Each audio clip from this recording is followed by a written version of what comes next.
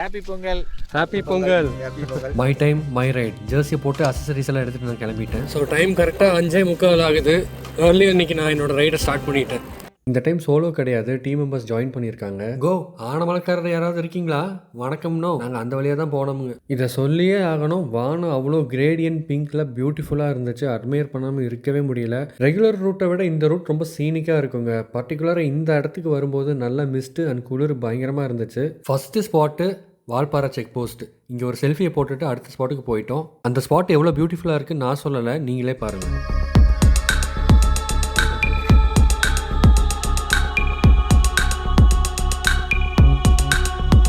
நல்ல photos and videos எல்லாம் எடுத்துகிட்டு அங்கேருந்து நாங்கள் ரிட்டர்ன் ஆகிட்டோம். வர வழியில் தான் நான் இதை கவனித்தேன். இவனுக்கு சாப்பாடு வச்சதெல்லாம் ஓகே தான், ஆனால் வீடெல்லாம் கட்டி கொடுத்துருக்கீங்க பார்த்தீங்களா, உண்மையாலுமே கிரேட்டுங்க. இதுக்குள்ளே இன்னொருத்தங்க இருக்கான், அவன் உள்ளே போயிட்டான். ஸோ இன்னத்த ரைடு இதோட முடியுது. ஒரு பர்ஃபெக்டான ஒரு மார்னிங் ரைட்.